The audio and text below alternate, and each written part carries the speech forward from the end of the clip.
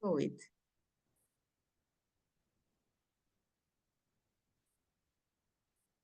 Bueno, en la reunión de hoy yo propongo pues tres partes. Una primera parte me gustaría enlazar las tres ideas que se han trabajado durante estos meses que nos hemos reunido.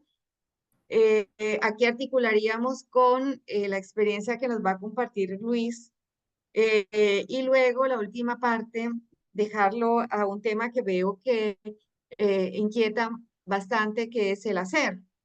Entonces, respecto a las ideas que se han trabajado, pues que yo he buscado como centrar, es que claro, cuando se hace una rueda de diálogo, hay que generar, ¿me sigues, Miriam? ¿Me entiendes o voy muy rápida?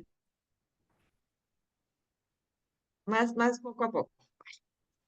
Em, para dinamizar una rueda de diálogo, primero hay que darle un eje temático, porque, claro, como estamos en diferentes países y situaciones, si no tenemos un eje que articule el diálogo, pues el diálogo es bastante complicado porque los puntos de interés son muchísimos. Entonces, no avanzaríamos en el objetivo de esta rueda de diálogo sobre biocivilización. Básicamente, ese ha sido como mi aporte hasta este momento, crear un eje alrededor del cual dialogar. Ese eje tiene tres aspectos. El primero es afirmar que hay un nuevo paradigma que ya está aquí en la Tierra, que se está construyendo por hombres, mujeres y experiencias, y no solo ahora, sino históricamente se ha construido, se ha preservado y en diferentes momentos pues ha tenido auge, pero de alguna manera ha sido oscurecido por todo el paradigma occidental, que es el que actualmente pues domina, pero que existe, porque es que muchas veces queda esta sensación de que no se está haciendo nada, y yo no sé si es uno el que no está haciendo nada, pero la humanidad está haciendo, y bastante. Y no toda la humanidad, pero sí mucha gente que es muy consciente de la importancia del cambio. Entonces, lo primero es como decir esto, y creo que es importantísimo no ser adanistas, porque pues uno no está fundando nada, sino que está continuando una construcción colectiva de la humanidad y que es importante en este momento porque justamente entramos en un momento de crisis, pero los momentos de crisis pues son los momentos de cambio. Las crisis son muy importantes por eso, porque generan la oportunidad del cambio. Entonces, este paradigma es un paradigma y es la segunda idea, fuerza, es un paradigma que está completamente conectado con la naturaleza, porque el ser humano se aisló y se sigue aislando, porque seguimos viendo la naturaleza como algo allá y no hemos acabado, a ver, algunos sí, pero hay que tomar la suficiente conciencia de que no es que yo voy a proteger a la naturaleza, es que somos parte de ella y eso lo entendieron muy bien nuestros aborígenes, nuestros indígenas, nuestras culturas milenarias cuando decían que somos parte de la tierra, es decir, somos parte de toda esa cadena. Nos necesitamos todos para que la vida se siga proyectando en este planeta. Entonces, esa idea es importantísima porque todavía la gente izquierda, los movimientos sociales, no todos, algunos, muchos, la gente que trabaja por la parte del medio ambiente sigue pensando que está protegiendo, que está cuidando y, y seguimos con esa visión antropocéntrica aislada de ese todo del cual hacemos parte inevitablemente. Entonces, esa ha sido como la segunda idea, que es una idea básica, pero es esencial y es una idea que no sigue siendo tomada con la profundidad estratégica que se merece, porque las profundidades estratégicas en este momento están dadas en las cosas sencillas y sutiles, no en las grandes estrategias y pasamos fácilmente estos planteamientos y los damos por no importantes y son importantísimos porque es diferente la relación que establecemos. Al establecernos ahí como parte articulada a la naturaleza, también nos da la clara idea de que el cambio lo hacemos colectivamente y en red y articulados, que es como vivimos en la naturaleza. Respiramos lo que expiran los árboles y lo que nosotros expiramos, ellos lo respiran. Entonces, estamos profundamente unidos y esa unión ¿de dónde viene? Pues de la fraternidad de vida, porque todos venimos de los mismos componentes de la tabla química, tenemos los mismos, las mismas bases nitrogenadas, los mismos componentes, un árbol, una piedra, un animal, un humano. Y ahí viene esa fraternidad. Ahora bien, esa fraternidad eh, hay que ya se habló de ella desde la Revolución Francesa, y como lo dije en su momento, pues es uno de los tres principios de la Revolución Francesa al que no se le ha apostado políticamente. Se le ha apostado a la igualdad, se le ha apostado a la libertad, pero no a la fraternidad. Y este momento es justamente la fuerza que nos mueve y que nos une, porque de esta coyuntura solo saliremos colectivamente, pero cuando yo hablo de colectivamente no estoy hablando solo de los humanos, estoy hablando también de las vacas, los perros, los caballos, los árboles, las piedras, los microbios, o sea, porque vamos en red de vida. Entonces, eso es como importante en esa concepción. Mientras no la cambiemos, seguiremos pensando que somos líderes, o que hay líderes, o que lideran, o que este tiene la razón, que este sí, que este no. Y realmente no estaremos cambiando de paradigma, sino que seguimos moviéndonos dentro del mismo paradigma antropocéntrico. Entonces es como un juego de scacks, de ajedrez, donde la gente juega dentro del tablero, pero lo que tenemos que entender nosotros, los que estamos porque realmente tengamos una segunda oportunidad en la faz de la Tierra, tenemos que entender que tenemos que salir de la cuadrícula afuera del juego, a esos otros escenarios que explican otras lógicas y otras mentalidades. Entonces, y retomando el tema de la fraternidad, pues hay que verla como sentimiento, hay que verla como un valor ético, pero también como una práctica política, que son como las frases que desarrolló bastante bien en ese sentido la Victoria Camps, eh, em, en que están algunos de los escritos que les pasé.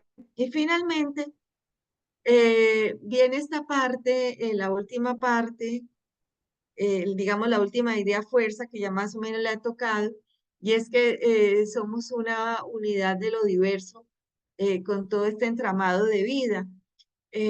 Somos parte de la tierra y las cosmovisiones indígenas han logrado preservar toda esta cosmovisión por suerte en este momento y tienen toda esa riqueza para compartir.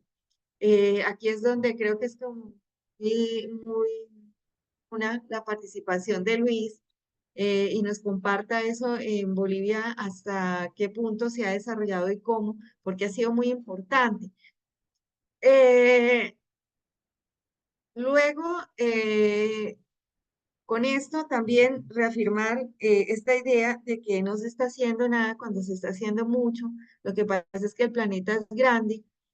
Y de otro lado, la gente no está haciendo mucha visibilidad de eso porque la mentalidad es distinta. No hay como mucho protagonismo, sino un espíritu de construcción, de hacerlo realmente en el escenario que existe para cada persona, que es la cotidianidad. Em, Estas son como las tres ideas fuertes que yo he querido trabajar con los documentos y en estas reflexiones hasta aquí. Y sería importante saber si estamos de acuerdo hasta aquí en esto, porque yo creo que son como las tres puntos esenciales eh, para ver cómo hemos ido realmente evolucionando con este intercambio.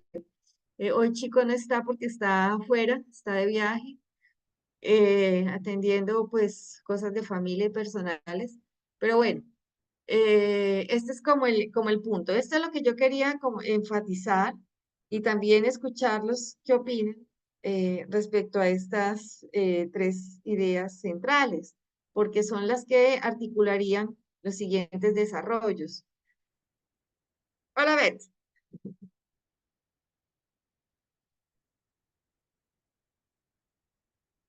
Olá, Hola. perdão meu retardo. Bueno, por aquí estás, Beth. Mamã, Eh, mamã quedou, mamã quedou. ¿Eh? Minha mãe caiu. Ah, Ah, se ha caído, la mamadeia se ha caído. ay, Mas ay, lo tudo siento. ok, tudo bem já, tudo bem já. Sí, sí, Foi só um susto. ya claro. Uma mocinha de 93 anos sempre assusta. Qué maravilla, qué maravilla. ¿Alcanzaste a escuchar un beso? Me alegro que esté bien tu madre. Eso es importante. Eso es importante, mucho. Beth, no sé si alcanzaste a escuchar algo de las ideas que acabamos de hablar o acabaste de entrar. Acabei de entrar. Bienvenida, bienvenida. Bueno, entonces, en resumen, hasta aquí lo que he planteado es que quería remarcar tres ideas fuerzas que han estado hasta ahora en esta parte de generar un eje para esta rueda de diálogo. Uno es que un nuevo paradigma ya está aquí, está en marcha por miles de personas y que es un paradigma que no solamente está ahora, sino que bebe también de vertientes históricas, desde las antiguas comunidades orientales, indígenas, hasta más recientes, los movimientos sociales, feministas, medioambientalistas, etcétera. O sea, que es una construcción histórica de la humanidad. Lo segundo, que es este nuevo paradigma, es completamente alejado del antropocentrismo, porque no nos podemos ver como algo separado de la naturaleza, sino como parte, somos parte de ella misma. Por lo tanto, la única manera de movernos es en comunidad, que esa comunidad se construya a partir de la fraternidad vista no solamente como sentimiento, como virtud ética, sino también como práctica política. Y luego, eh, el siguiente idea, y es que esa fraternidad se da con todos los seres vivos que hay en el planeta y en el planeta mismo que tiene una inteligencia natural, y que en eso San Francisco de Asís se nos adelantó bastante, porque él sí entendió y vivió esa fraternidad profunda con todo. Por eso, hermano Sol, hermana Luna, él llegó a entender esa profunda conexión que existía entre todos nosotros. Entonces, eh, esas son como las ideas hasta aquí y para resumirlas un poco. Y entonces esta propuesta pues de que Luis nos comparta todo lo que ha sido la experiencia de Bolivia es porque Bolivia, yo pienso, ha logrado recoger toda esta cosmovisión indígena y llevarla bastante lejos con todos los cambios que lograron hacer en su constitución. Pues sí, está muy bien que pues poder, ya que está aquí Luis en esta rueda de diálogo, poder escuchar de primera mano y podernos alimentar un poco más en este sentido. Entonces yo ahora le daré la palabra a Luis y después de que Luis termine, pues abrimos a la rueda de diálogo y entraríamos en la última parte, que es aquella inquietud que a todos les mueve y es el tema de la acción. Entonces, pues una vez que hemos creado un eje temático, yo creo que es un tema que ya podríamos comenzar a mirar. Entonces, si les parece bien, compañero Luis, las cámaras te apuntan. Muchísimas gracias. Nuevamente, muy buenas tardes a todos y encantado de estar en estas conversaciones.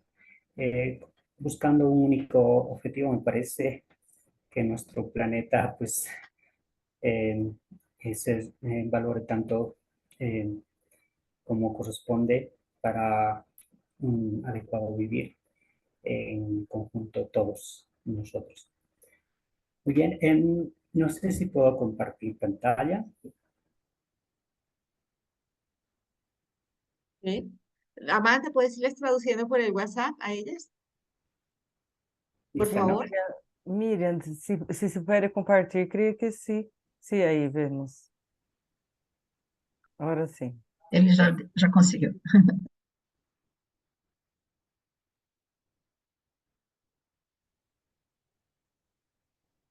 Se ve perfecto, Luis. Ya, sí, estoy comenzando. Entonces, vamos a introducirnos un poco a la concepción de Bolivia respecto a lo que entiende como una naturaleza de vida. Es la cosmovisión indígena de Bolivia, la autonomía y la autogestión, pero vamos a dar una perspectiva histórica a todo este proceso que se ha construido. Si bien se entiende que perdón. Si bien se entiende que la historia de Bolivia comienza en el año de 1532, cuando han de llegar los españoles, y de a partir de entonces se ha de construir esta historia de Bolivia, lógicamente, pues la historia de nuestro suelo y de la América del Sur se ha extendido hace 10.000 años antes de Jesucristo. Se tienen evidencias arqueológicas de todo ese respecto con culturas tan grandes como la cultura caral, que se ha encontrado últimamente en suelo peruano, pero que se ha extendido por mucho territorio, incluso hasta el altiplano boliviano, de donde nosotros tenemos vastos territorios arqueológicos. Entonces, estas culturas milenarias han ido desarrollándose en coordinación unos con otros. Sabemos estos elementos porque se han encontrado momias de 10.000 años de antigüedad en el suelo del Salar de Uyuni. Aquí cabalmente está una fotografía que denota aquel hecho. Y que estos restos, pues, que se han encontrado tenían entre sus pertenencias elementos de plantas que corresponden a otros sitios geológicos. Entonces eso claramente muestra esta interrelación que tenían estos pueblos, que iban construyendo su comprender de la vida, pero desde luego que han sido muy desarrollados. Nosotros en la parte más propiamente de Bolivia, donde los restos arqueológicos son más importantes, se encuentra Tiahuanaco. Está cabalmente casi en la parte central del altiplano norte de Bolivia, donde la majestuosidad de las construcciones nos permite entender el grado de desarrollo que han tenido estas civilizaciones, que se han ido desarrollando a partir del año 500 antes de Cristo y que han terminado en el 1200 de nuestra era. Entonces, esto nos permitirá comprender que estas civilizaciones han ido generando ciertas concepciones que se han conservado en toda nuestra historia de las comunidades indígenas. Estas civilizaciones han tenido un adecuado uso de los cielos, de las constelaciones, del ciclo agrícola, y han producido elementos tan desarrollados como por ejemplo los rucacoyos, utilizando el agua como elemento que permitía que no se congelen sus sembradíos y se pueda producir en pleno altiplano.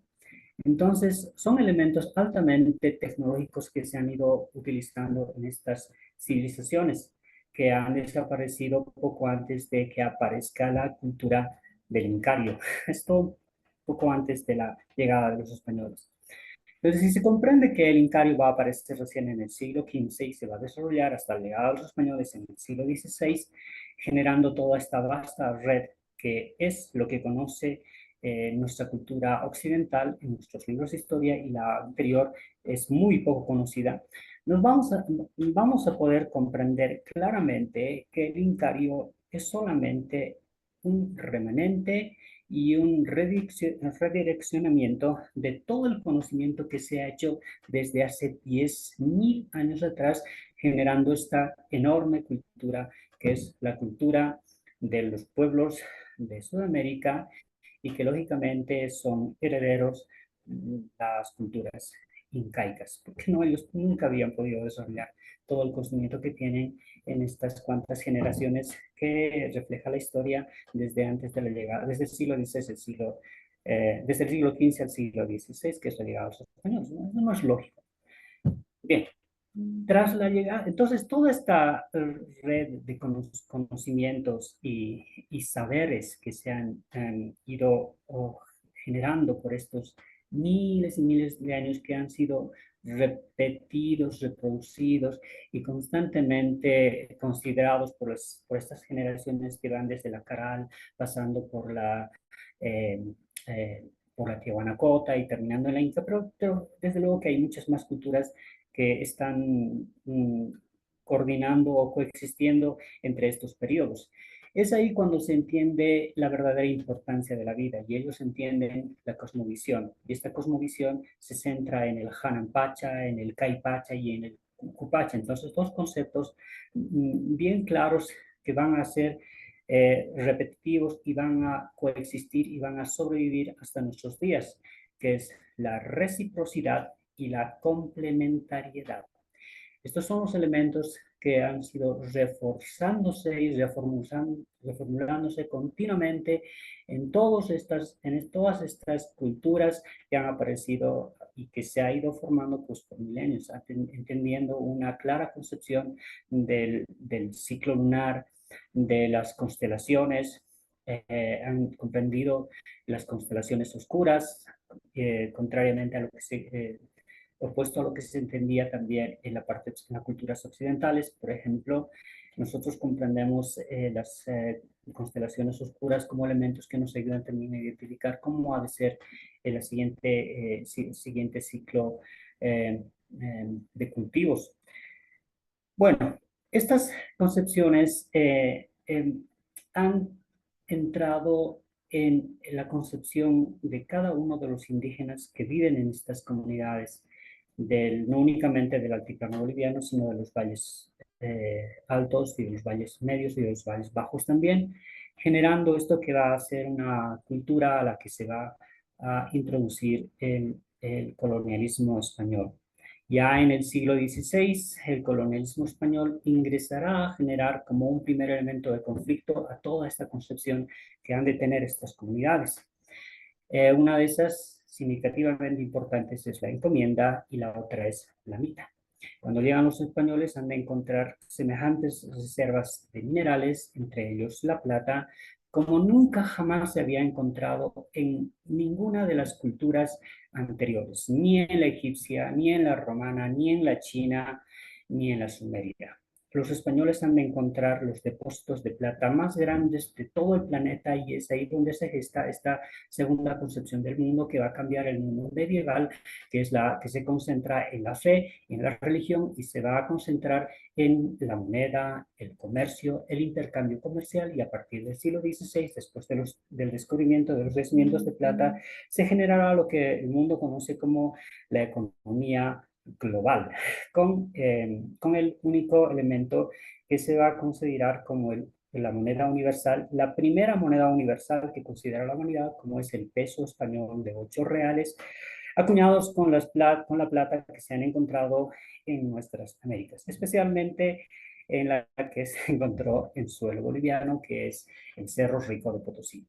Bien, entonces se han de reorganizar las comunidades para enviar como una obligación y un tributo a la corona, pues ingestas cantidades de habitantes del altiplano concretamente bien adaptados para que trabajen en las alturas de Potosí. Y paralelamente utilizan el sistema de la encomienda para que los españoles puedan hacer el trabajo de las tierras productivas y puedan generar un equilibrio económico y un cierto nivel de vida para la continua explotación de los metales. Bueno, sin embargo, recordemos que estos son concepciones que no entran en estos pueblos milenarios que han ido arrastrando esta cultura de hace 10.000 años atrás y que han sido ya consolidadas durante el Imperio. Bien, este es el primer elemento de conflicto que va a aparecer, porque el conflicto no solamente va a ser la tierra, sino también el agua. Así se llega a la época española, cuando la colonia española, desde la primera mitad del siglo XVI hasta el siglo XIX, entrado los primeros días del siglo XIX.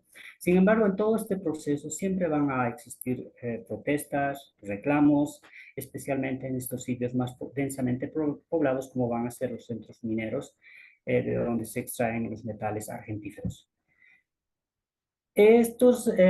Sin embargo, la época española y la época del colonialismo va a terminar en la independencia y la república. Pero no van a ser únicamente los ejércitos libertarios los que van a ir impulsando la independencia de América, son también los pueblos indígenas que participan activamente en estos procesos.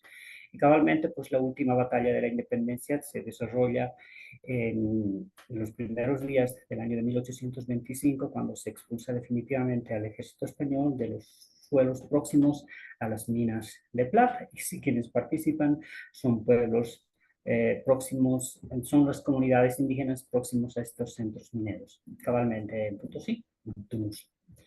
Bien, así se llega a la independencia, pero lo que se busca en el fondo es una soberanía de los pueblos, que se terminen con estos elementos administrativos que había introducido la corona española a través de la mita y la encomienda, y que los pueblos puedan desarrollar su forma de vida conforme a sus usos y sus costumbres. Esa era la promesa que se había pedido y con la que se había conseguido la independencia de los suelos americanos, pero eso no va a pasar.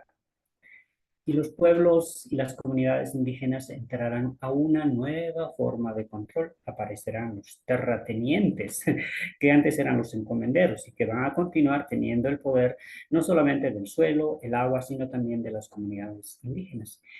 Así pasará con ciertos atisbos de que las comunidades van a tener acceso a su suelo y a su agua, hasta que en la segunda mitad del siglo XIX, 1860, aparece un segundo elemento de conflicto. Aparecerá la tecnología y con eso ciertos cambios. Es decir, aparece por primera vez tecnología como las locomotoras, generando nuevos movimientos de transporte, pero esto también va a generar ciertos conflictos posteriores.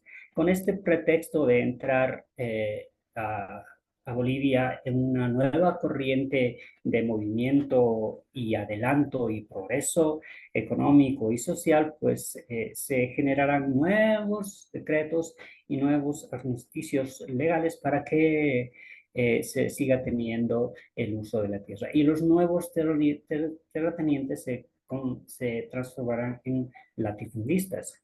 Las grandes extensiones de tierra volverán a pasar a manos de gente adepta a la política y al gobierno para tener control de las comunidades y también de su suelo y también de su agua, generando nuevos escenarios de conflictos que no terminan en aquella época del siglo XIX.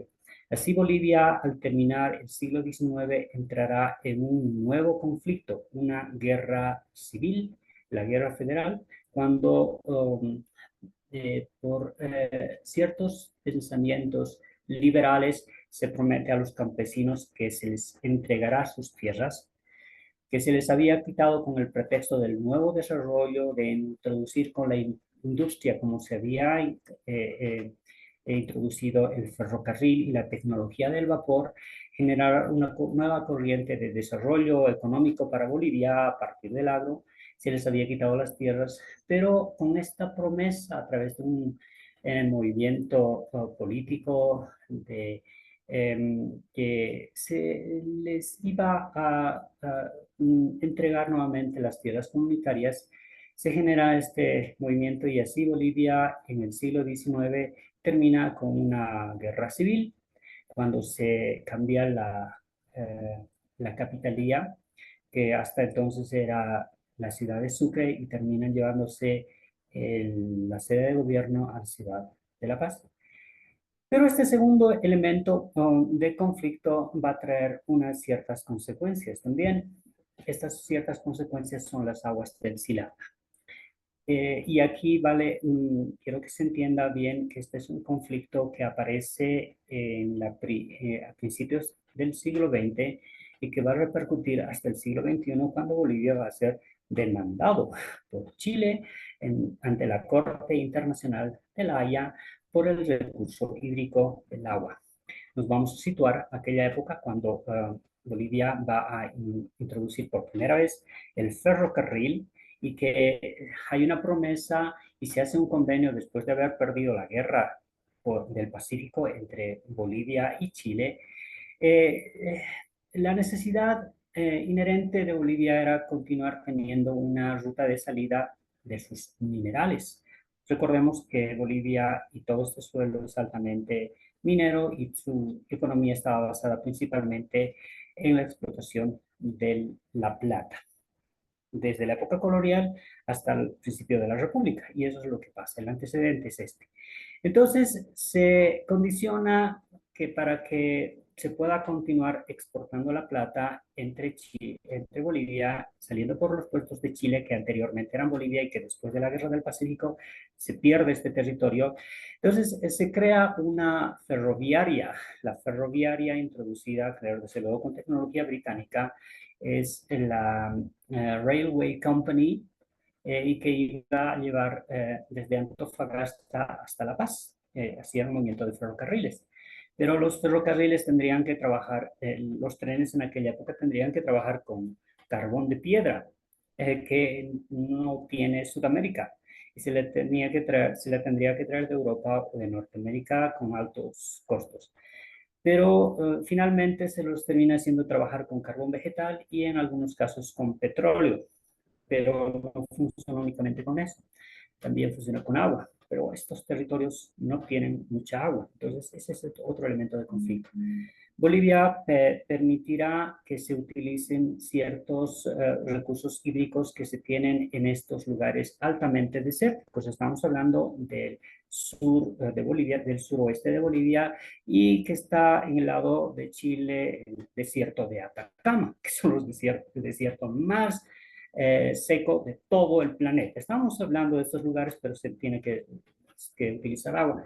Y se encuentran unas ciertas fuentes de agua subterránea, que son las aguas del Silala. Estas aguas no generan un río de ninguna forma. Estas aguas aparecen como resultado de una actividad volcánica que es inherente en toda esta zona de los lipes bolivianos y que es del norte de la cordillera chilena. Son cordones volcánicos y que generan ciertas vertientes de agua, pero estas vertientes de agua no forman un río. Lo que forman son bofedales y lagunas altamente tóxicas, donde se genera vida en abundancia como los flamencos James, los flamencos chilenos y altiplánicos. Esa es la naturaleza del lugar, pero en aquella época se había permitido hacer una construcción y canalización de este recurso hídrico para que pueda funcionar la locomotora. Y así se utilizaron estas aguas a lo largo de más de 100 años, hasta que en el año 2016 finalmente, tras ciertos conflictos que tiene Bolivia por tratar de utilizar esta agua y por los conflictos que ya había tenido Bolivia por la demanda internacional para recuperar acceso al mar, etcétera, pues Chile termina demandando a Bolivia por el recurso hídrico que es el manantial de las aguas del Silala, y la Corte Internacional, sin conocer específicamente cuál es la calidad de estos suelos, termina dándoles el veredicto al lado de Chile, y así se define que las aguas del Silala son un río internacional, ilógicamente.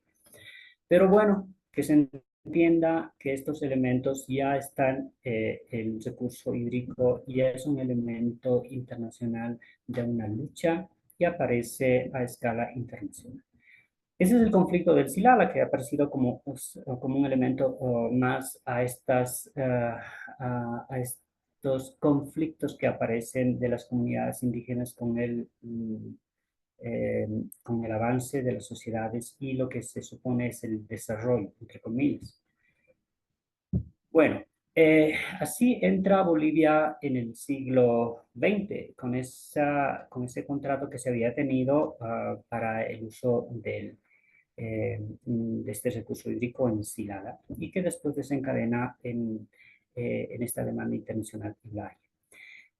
Pero recordemos que Bolivia todavía está en este continuo conflicto y que se había quedado que se había estancado cuando después de la guerra civil se les había prometido a los indígenas que se les iba a entregar su suelo y su acceso y control de sus aguas y su tierra, pero no fue así.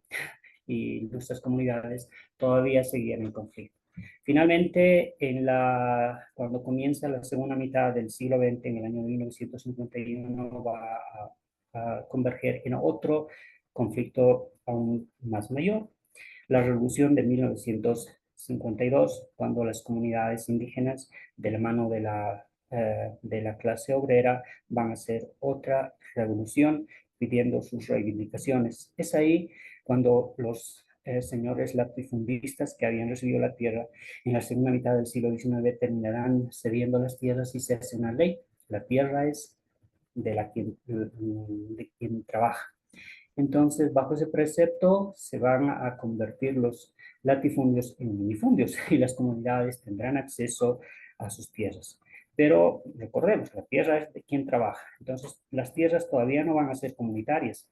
Sin embargo, hay muchas comunidades indígenas que han conservado su cosmovisión y su cultura a lo largo de todo este proceso. El colonialismo y la República de Bolivia los pueblos indígenas tienen ciertos derechos, adquieren ciertos derechos y ha sido muy significativo para ellos en la revolución de 1952. Pero para entonces todavía Bolivia seguía siendo minero y su economía estaba basada en los minerales, especialmente la plata, el estaño. Y así llegará hasta los años 80 del siglo pasado, y esto quiero que se entienda bien, hace un momento Sandra mencionaba que ciertos elementos de conflicto nos permiten tener ciertos resultados, cierto grado de desarrollo y cierto aprendizaje que nos permite avanzar. Pero algunas veces también, y este es el caso, que con algunos conflictos, al parecer, irónicamente, aparecen para que ciertos elementos también vayan aprovechándose. Yo les comento lo siguiente. En los años 80 del siglo pasado, el precio de los minerales cae estrepitosamente. Por tanto, la economía boliviana quiebra y aparece la hiperinflación. Un día se podía comprar pan con un boliviano, al día siguiente con 10 bolivianos, al día siguiente con 100 bolivianos, y al día siguiente con 1000 bolivianos, y a la siguiente día con 1.000.000 de bolivianos. Lógicamente, este proceso no podía continuar. Bolivia estaba en una crisis tremenda. Y ante esta crisis tremenda aparece un tercer elemento de conflicto, el modelo neoliberal, que va a salvar supuestamente al Estado boliviano, y aparecerá el libre mercado y la introducción de las transnacionales. Y así Bolivia entra a un nuevo modelo económico que, por cierto, estamos en el siglo XXI y tenemos un gobierno socialista, no ha podido cambiar ese modelo económico, el modelo neoliberal, todavía sigue sobreviviendo. La ley 21060 todavía sigue en vigencia en el Estado Socialista de Bolivia. Pero bueno, así transcurría este proceso, pero sin embargo hay algo interesante en esta aparición del nuevo modelo neoliberal y las transnacionales. Las transnacionales empiezan a tener acceso y control de las empresas más importantes de Bolivia, como son los minerales, van a tener acceso a los yacimientos petrolíferos y van a tener administración y control también del servicio eléctrico, pero también del transporte, como es los ferrocarriles, y asimismo empiezan a tener control del agua. Y es ahí cuando vamos a entrar en el siglo XXI, cuando Bolivia, todavía absorta de estos procesos, va a tener un nuevo elemento de conflicto. Las transnacionales que hasta su momento querían tener, bueno, recordemos el contexto de Bolivia es que es un lugar alto. Gran parte de la cultura boliviana está desarrollada en la parte occidental, aunque tenemos desde luego más del 60% tierras de los llanos donde hay abundancia de agua y demás, pero también la parte occidental no lo es, y son ciudades que hasta finales del siglo XX eran altamente numerosas. Estamos hablando de La Paz, Oruro, incluso Cochabamba, que es una zona de los valles, pero está a más de 2.000 metros sobre el nivel del mar. Entonces, lógicamente son lugares en donde siempre ha escaseado el agua. Pero a pesar de eso y con el suficiente control y la calidad de vida que se tenía entre las comunidades, podían sobrevivir adecuadamente. Pero bueno, ante este escenario, estas transnacionales pretenden tener control también del recurso hídrico. Y es ahí cuando va a aparecer un nuevo movimiento que será la Guerra del Agua en Bolivia y que va a aparecer a principios de nuestro siglo XXI, que generará lógicamente nuevos escenarios políticos y sociales y que irán desgastando tanto al pensamiento político que venía arrastrando desde la época de los 80, la introducción de la globalización y las transnacionales, y que finalmente termina generando nuevos movimientos sociales y antes de que termine la primera década de este siglo, terminarán transformando a nuestra Bolivia y convirtiéndola en el Estado plurinacional de Bolivia por la defensa de sus recursos y sobre todo el derecho y acceso al agua. Entonces, la nueva Constitución de Bolivia hará una reivindicación de todas estas luchas que se han tenido desde la época colonial, la época republicana, finales del siglo XIX y el siglo XX, y terminará generando la Constitución Política del Estado, donde se reconoce a la madre tierra como elemento central de nuestra cultura, de nuestras leyes, y como algo tangible con el que se coexiste y con el que se vive en reciprocidad. eh, es el gran avance que se ha tenido en nuestra legislación boliviana. Entonces, nuestros saberes ancestrales y nuestras cosmovisiones como elementos que han sido construidos por miles de años todavía es altamente significativo. Pero es necesario entender que en este nuevo escenario, cuando tenemos una nueva constitución, todavía existen ciertos elementos con los que debemos de trabajar en nuestra Bolivia actual.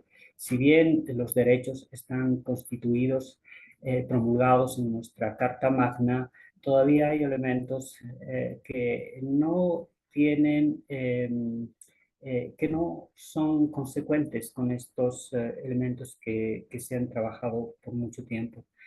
Es decir, si bien la madre tierra tiene un derecho y es ineludible para que todos los bolivianos vayamos defendiéndola, todavía existen ante las crisis climáticas, por ejemplo, gran parte de las comunidades todavía no tienen acceso al agua. Entonces aparecen nuevos escenarios de migraciones masivas. Los indígenas de Bolivia todavía siguen migrando al lado de Chile, al lado de Brasil. Algunos llegan hasta España en busca de trabajo y mejores condiciones de vida. Gran parte de los movimientos y grupos campesinos también son trasladados al lado de la selva, pero esto con fines políticos. Entonces, y generan ciertos escenarios de chequeo y nuevas crisis ambientales en las ciudades más grandes como Santa Cruz y La Paz, donde la contaminación por la quema y el chaqueo de enormes territorios pues es tan grande que marcan cifras récord registradas en los últimos años, desafortunadamente. Las comunidades que han sido conservadas y cuya cosmovisión nos genera una nueva perspectiva y un aprendizaje importante para la sobrevivencia de nuestro planeta y de nuestras sociedades, parecen ser elementos secundarios. Hay una incidencia significativa de un poder político que aparece a través de sindicatos y que van diezmando y manipulando las decisiones de nuestros pueblos para sumergirlos en un elemento único como elementos que solamente saben votar y saben definir a quienes los controlan. Quizás son esos elementos que tendríamos que pensar, analizar, para que definitivamente estas concepciones que nos permiten madurar y ser responsables de nuestro planeta, pues puedan también coexistir en armonía junto a todos nosotros. Eso es lo que podría resumir en nuestra historia de Bolivia. Muchísimas gracias.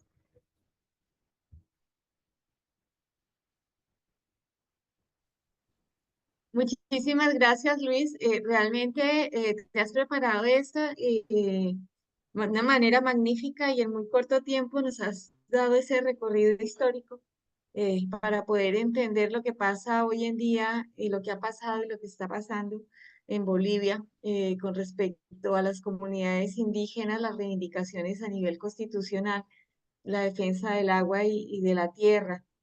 Yo abriría un poco el diálogo con Luis, pues, ¿qué quieren para opinar, intercambiar? Adelante.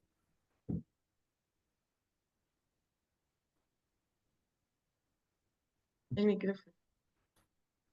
Luiz, me entendes? Esta semana, a Bolívia sofreu uma tentativa de golpe.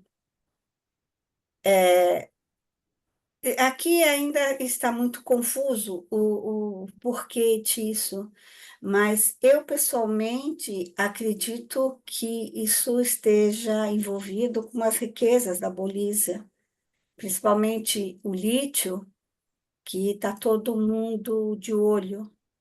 Você poderia falar, todo mundo não, especificamente os Estados Unidos e o Elon Musk.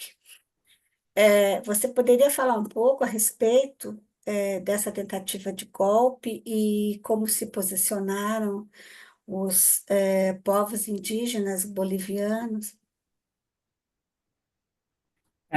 Muy bien, sí. Evidentemente, esto del posicionamiento de los pueblos indígenas en el gobierno, que ha sido altamente aplaudido por toda la sociedad boliviana al comienzo de este siglo XXI, es una consecuencia por dos elementos principalmente. El primero es que los partidos políticos que tenían control del gobierno boliviano hacían como un pasanaco, es un juego boliviano,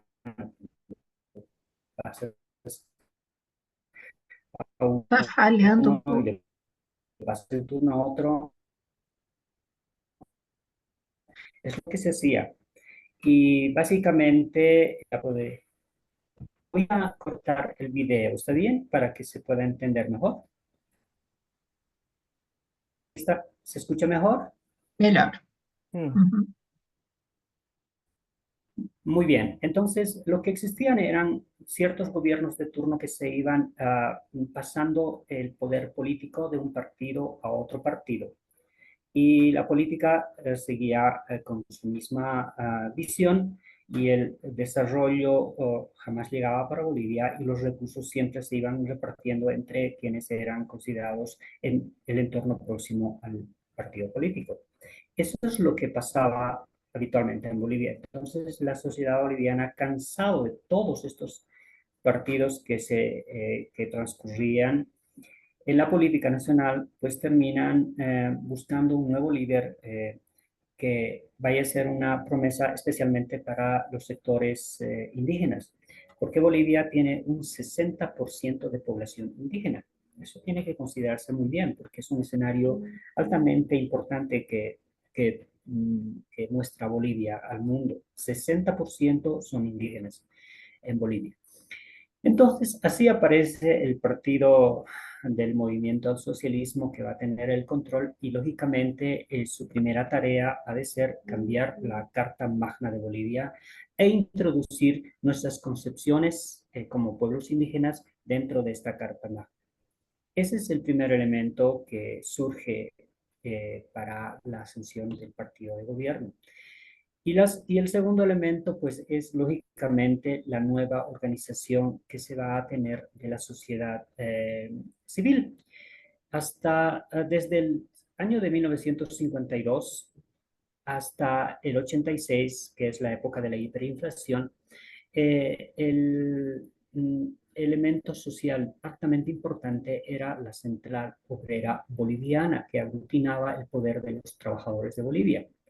Pero después de la crisis de la hiperinflación y el nuevo modelo económico del neoliberalismo, esta Central Obrera Boliviana o la Organización de los Trabajadores mengua, ya no tiene la suficiente fuerza como la que tenía anteriormente. Entonces, a esto aparece un nuevo escenario. Van a ser las organizaciones sociales y las organizaciones campesinas que van a empezar a tener protagonismo del poder político y social en nuestra Bolivia, que lógicamente va a decantar en lo mismo, va a decantar en buscar un nuevo escenario político y ahí es donde aparece el movimiento al socialismo y es ahí donde se va a construir la constitución política del Estado de Bolivia.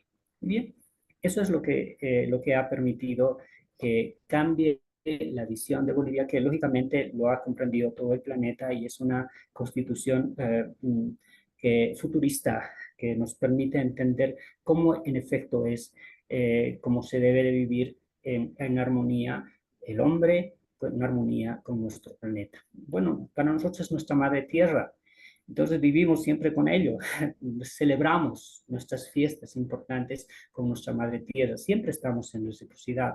Eso es lo que nos hace ser bolivianos. Pero bueno, estos escenarios han reflejado, han condicionado y han concluido en nuestra Carta Magna, que es como la que ustedes conocen. Ahora, ¿dónde viene el golpe de Estado que hemos vivido estos días? Pues resulta que este modelo económico, social y productivo que nos ha condicionado el gobierno, yo no digo que está mal, me parece que es muy bueno. El problema es que hay muy poca gente que la va manejando y desafortunadamente gran parte de la gente que está, pues, está inmersa en una corrupción terrible. Lógicamente no ha podido desarrollar adecuadamente este modelo y ha generado estos conflictos que se han ido agravando en estos últimos años.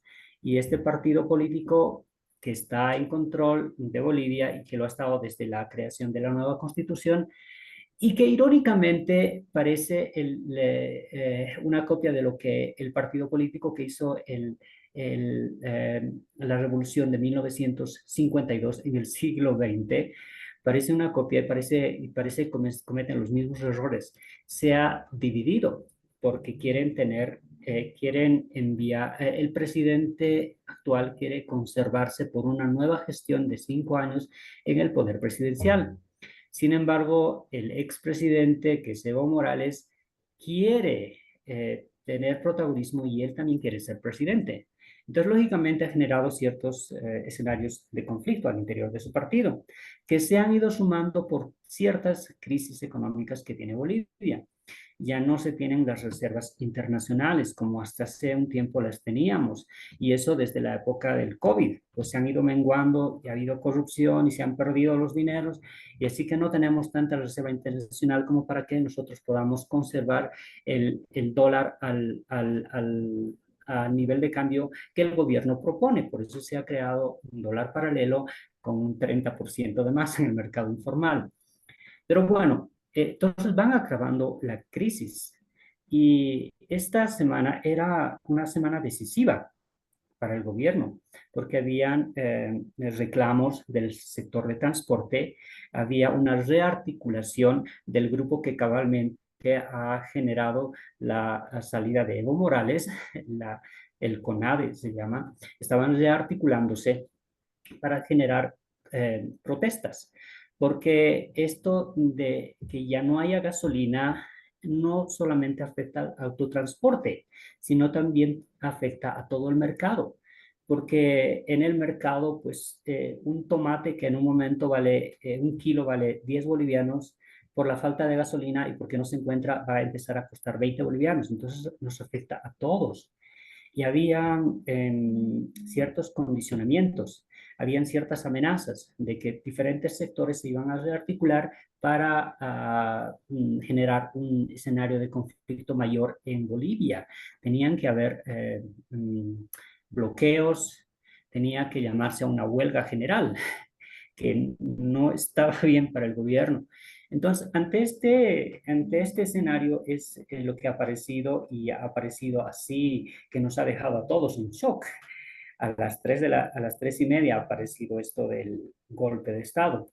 Entonces, primeros apuntes que nos han permitido entender es que un golpe de Estado con cierto número de efectivos y teniendo control únicamente del centro de la sede de gobierno, del centro administrativo, pues no era efectivamente un golpe de Estado.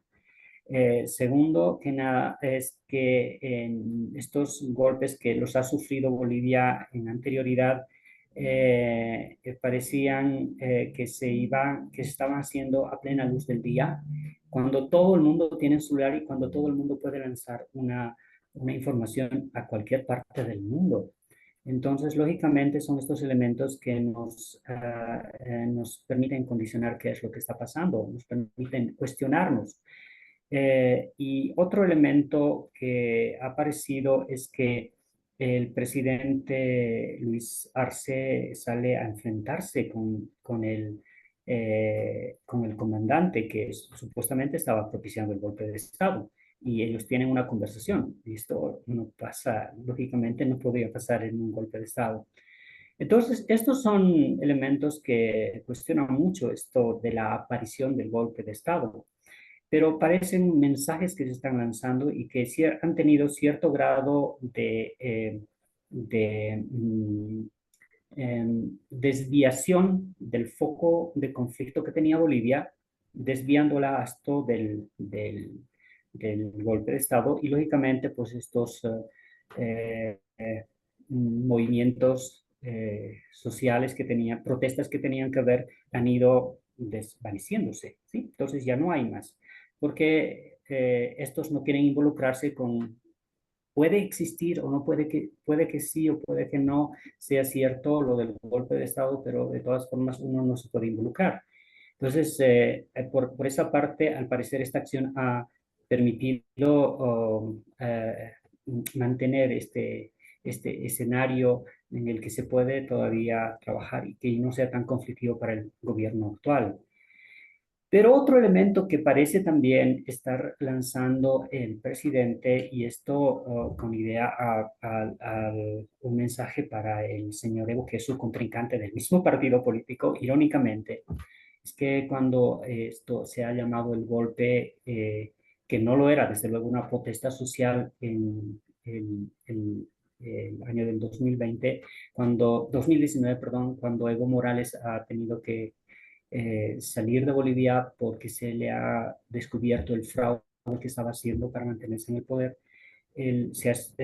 Básicamente lo que ha hecho ha sido escapar de Bolivia y en ningún momento se ha enfrentado al ejército que estaba supeditado al presidente.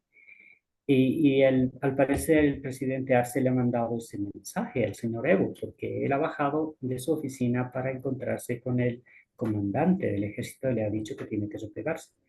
Entonces parecen estos mensajes que se han lanzado por una parte y por otra, pero que en definitiva en Bolivia está convencida de que no ha sido un golpe de Estado, ha sido únicamente un intento fallido de distraer la concentración y el disgusto popular ante un gobierno que no le da soluciones estructurales a la crisis que tiene Bolivia y una preocupación constante del destino que va a tener Bolivia.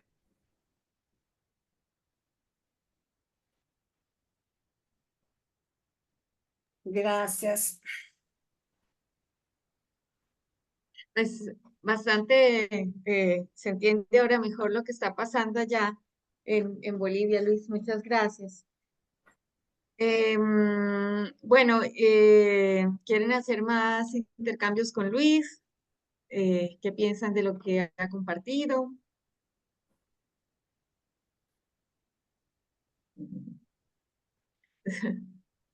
Bueno, muchas gracias, Luis, de verdad por todo este conocimiento que nos has pasado. Yo quería, en la última parte de la reunión, porque creo que se acaba a las 9:30, ¿no? Miriam, ¿sí? Vale, nos quedan 20 minuticos perfectos. Eh, el último tema que ha propuesto para el día de hoy es el tema de la acción. Entonces, Luis, no te me vayas. Vuelve.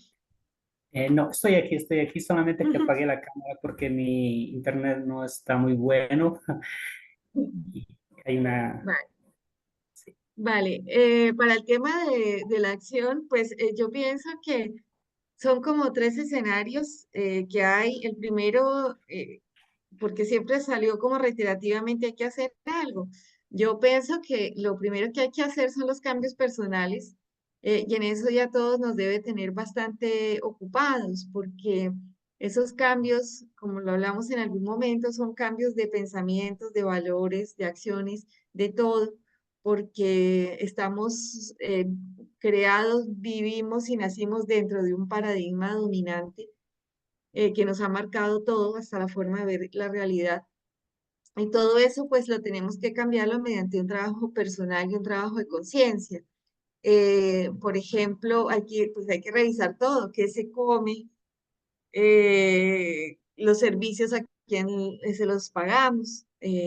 Si hay la opción de hacerlo, por ejemplo, aquí hay empresas que son cooperativas de energías limpias. Uno les puede comprar a ellos la electricidad o a las empresas que lo compran a partir de plantas de energía pues, que contamina.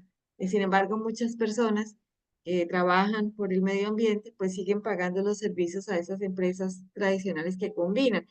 Entonces, en ese sentido, yo creo que hay un trabajo y un quehacer personal que es fundamental y es buscar esa coherencia entre la conciencia que cada uno va Sim, haciendo são. y los actos que va proyectando en su cotidianidad, porque si no, todos estos discursos se quedan vacíos, se quedan sin espíritu, pierden su fuerza y no salen, no logran empujar los cambios. Entonces, esto yo creo que ya nos debe tener a todos súper ocupados todo el día en la agenda de la semana.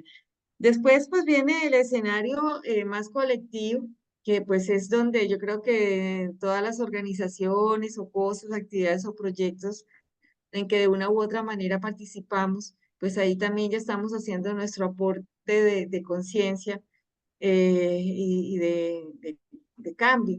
Y luego pues están los escenarios globales que son los más complejos, pero no por ellos imposibles. Entonces, en ese sentido, yo, pues, mi propuesta es, eh, pues, retomar el tema del seminario que hemos hecho hasta ahora 4 ediciones aquí en Barcelona, poderlo realizar en otro país, en Sudamérica, y buscar que ese seminario se construye a través de un año, porque no es un evento en sí mismo, sino el encuentro físico debe ser como la parte final de un proceso, en el cual mm, pues hay que ir intercambiando, estructurando, organizando, hasta que se llega al seminario, que es como lo digo, el encuentro face to face, aunque tenga bases virtuales también de participación. Esto podría ser interesante dentro de esa propuesta inicial con la cual le he pedido a Miriam que se fuera confeccionando la web de este módulo de biocivilización. Y es que a este día, claro, el diálogo se debe extender a nivel planetario, y la manera de hacerlo es logrando ir conectando y visibilizando las miles y miles de experiencias que hay en todas las áreas a nivel mundial, tanto a nivel de la economía como a nivel de la política, de la gobernanza global, como a nivel, digamos, más de conciencia y de cambio personal, y otras que son transversales y que lo combinan todo. O sea, hemos hecho un esquema más como por tener una organización, pero al final es más orgánico porque todo pues termina interconectándose. Entonces, yo hoy de momento quería proponerles esa idea, esa opción de que se haga el 5 Seminario Internacional de Convivencia Planetaria, Biocivilización, pero que en sí mismo el evento como tal sea un punto de llegada, no un objetivo en sí mismo, sino un punto de llegada de un proceso que se puede ir alentando desde la mutua, desde la universidad mutua, a través de esta rueda de diálogo y las que se quieran articular. Entonces, yo diría que dejaría como esas tres inquietudes en esos tres escenarios. En el escenario personal, el tema del trabajo personal, de cambio de conciencia, de cambio de hábitos, de cambio de valores y ir transformando poco a poco con paciencia, cariño y amor nuestras cotidianidades, que eso no se puede hacer rápido, se va haciendo. Luego, en el segundo escenario, que es más de ir conectando experiencias que ya sabemos todos que nos vamos enterando que existen. Entonces, en este sentido, yo quiero proponerles que nos diéramos el trabajo este mes de los que vienen más o menos participando en la rueda, que aporten experiencias que Miriam pueda subir. Ahora, hasta ahora han habido aportaciones. Básicamente las he hecho yo, pero también ya han comenzado a ver algunos de ustedes, cosa que se agradece mucho. Pero yo este mes lo quisiera dejar más para que nos quedáramos con la tarea todos de ir buscando experiencias locales que podamos ir poniendo allí dentro de esa estructura que hemos creado en lo que es el home, el page, ¿cómo es? El site de la rueda de diálogo y biocivilización de la mutua. Entonces, yo creo que ese es un ejercicio importante justamente de conexión y de irnos visibilizando, pero es una manera de empezar. Por supuesto que son miles y miles de experiencias, pero siempre hay que empezar por algo. Entonces, yo propondría eso en ese segundo escenario más colectivo, que este mes todos nos diéramos la tarea de ir aportando materiales, vídeos, documentos y irlos organizando en las categorías que ya hemos creado, pero también ese contactar con esas experiencias, también las podemos ir entusiasmando a que participen de la rueda y del proceso de diálogo y del proceso pues, que se va llevando al interior de este grupo. Y luego, pues, el escenario más internacional, pues, es el tema del seminario, porque, claro, el objetivo sería poder reunir gente de todos los continentes, que vengan de Europa, de América, de África, de Asia, de Oceanía, porque en todas partes la biocivilización está en marcha, o como le quieran llamar, ya está en marcha, y tenemos que reconocernos. Eso nos va a dar mucha fuerza, nos va a dar porque yo creo que localmente hay mucha fuerza ya desarrollada. Entonces, pues esas serían como mis tres propuestas. Quería saber qué les parece para seguirlas madurando y no las vamos a cerrar, pero para seguirlas madurando, me gustaría saber qué piensan.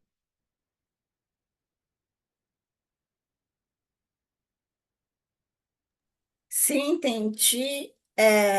Você quer que a gente coloque experiências pessoais e também experiências comunitárias, Coletivas. coletivas, né? Não pessoais, experiências coletivas do nosso entorno, né? No coloque no grupo e para a gente ir cambiando essas experiências para nos unirmos e nos incentivarmos para um futuro a gente ter um seminário face a face, é isso? Face to face? Ujú, Sí, claro, sí. claro, claro. E aí, Este segundo escenario de compartir las experiencias es porque es lo que va a dar el motor, el movimiento para que el diálogo que estamos haciendo en Petit Comité se comience a ampliar. Porque Muito, obviamente el modelo está bien planteado, o sea, el modelo es a través del diálogo, está bien plantado porque el diálogo es lo que permite el intercambio. Y sim. tenemos que hacer intercambio para aprender los unos de los otros. Entonces, de esta manera, activamos ese segundo escenario. El primer escenario es como el personal. Activamos dentro de esta rueda ese segundo escenario, que es el colectivo de base, o sea, lo que está pasando en las bases, vamos conectando, conectando, para poder llegar entre todos a un escenario global. ¿Mm? Nós colocaríamos essas experiências coletivas no nosso, no na site. Unmutua, no Isso. site da Unmutua, e Sí, na próxima, a gente poderia fazer, e na próxima reunião poderíamos discuti-las?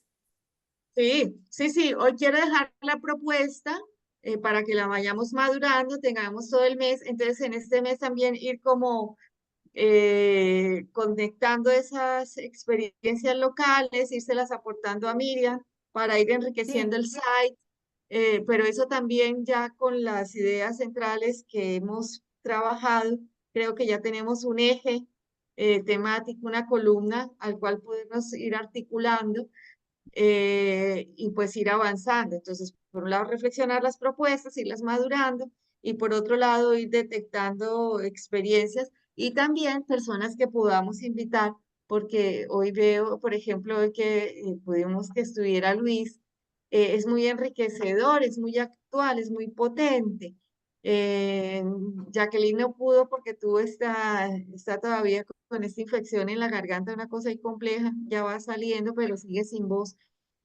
Pero bueno, es importante también ir convidando aquí a la reunión a personas sim, para compartir, como lo hizo Luis hoy, pues esa experiencia local. Fíjate que sim, Luis nos lo ha explicado con una maravilla de detalles que le deja a uno claro todo ese recorrido histórico hasta el momento actual que permite entender la actual Bolivia, qué pasa y ver que no es incoherente lo que está pasando, aunque desde afuera pareciera ser una contradicción por sim. todo lo que al pasó, pero él ya nos ha explicado y uno lo entiende mejor. Entonces, sí, esa sería la propuesta, si les parece bien, Uhum. Sim. Sim, ¿sí? Entonces, sim. Luis, ¿tú qué Então, opinas? Se me fue Luis, se me quedó Me congelado. parece muy bien, ¿no? Sí, me parece muy bien.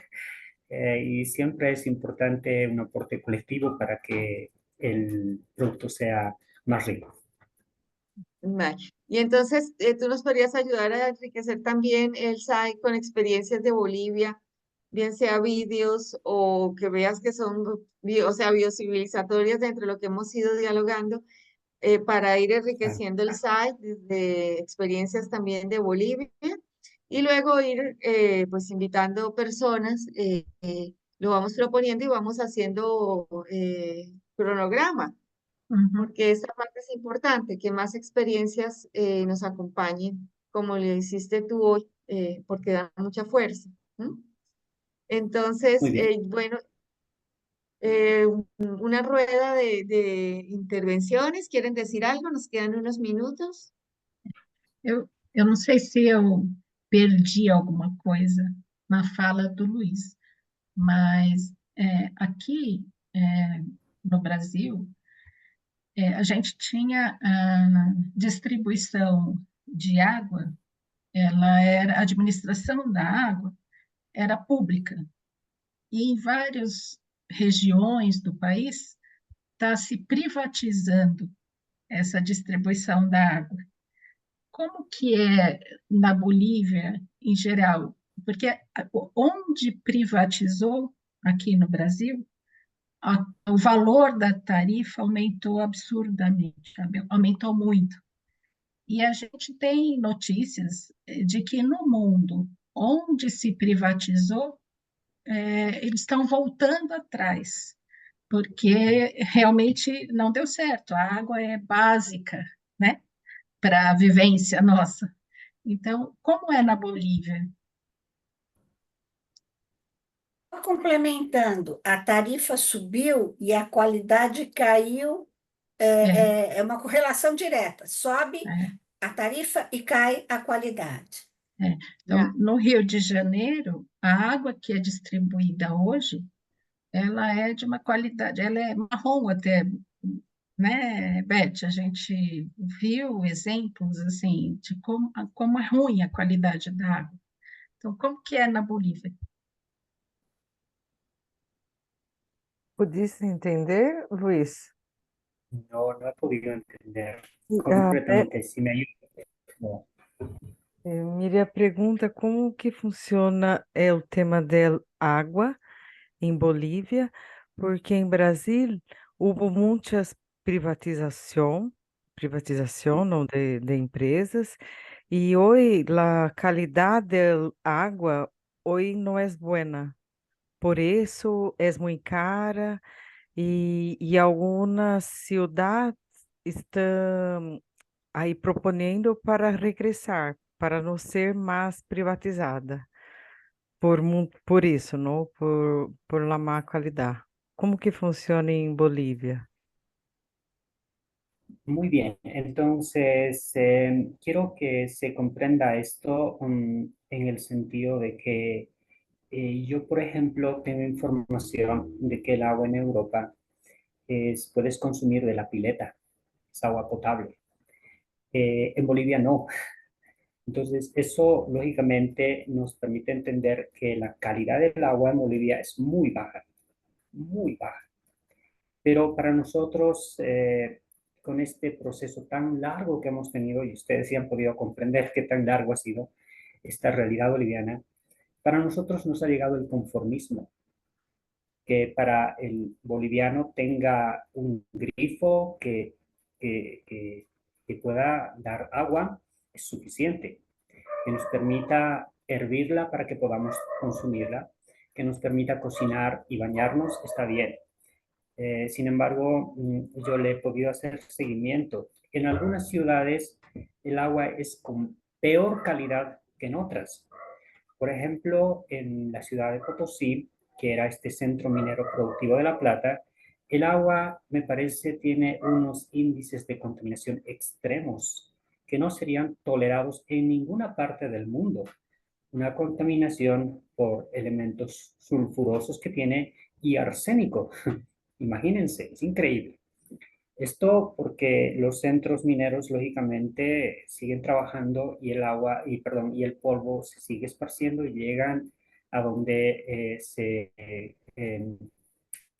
tienen los depósitos de agua potable que luego van a ir a los domicilios. Entonces, en Bolivia lo que se ha hecho para tener agua de consumo, y eso se puede apreciar con cualquier turista que venga a Bolivia, se van a comprar agua en botella y es la que sirve para consumir. Eso es otra evidencia de la calidad de agua que se tiene, lógicamente muy mala. Sin embargo, este antecedente histórico de Bolivia les permite tener cierto respiro porque por lo menos están conscientes de que tienen agua. Sin embargo, si ustedes vinieran acá, se darían cuenta de que básicamente es un desastre nuestro sistema sanitario y nuestro sistema de acceso al agua. En algunas ciudades se recibe agua no las 24 horas del día. Se recibe solamente unas cuantas horas al día.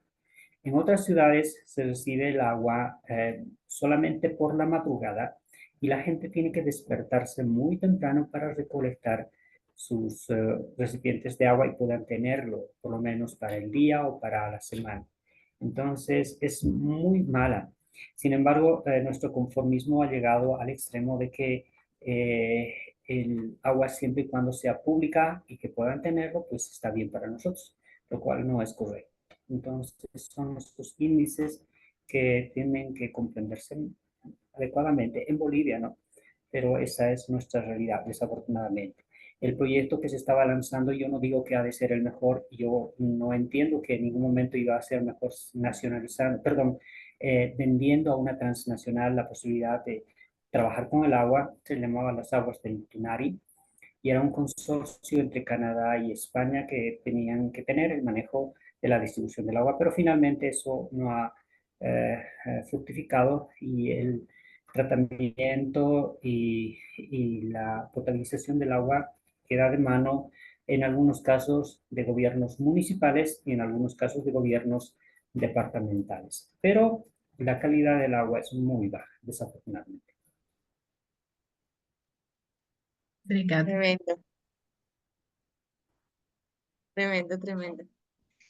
Bueno, colegas, pues son las 1:30. Yo también quería pedirte, Luis, no sé, Miriam, si es posible que el PowerPoint que preparaste, también lo pudiéramos dejar subido aquí en la web, en el site de la rueda de diálogo de la Universidad Mutua de Biocivilización, como vamos poniendo cada vez que hacemos un encuentro, pues ya Sim. se ve en el vídeo que está la exposición, pero también dejar el material por si alguien lo quiere utilizar. ¿Sí estaría bien, Luis?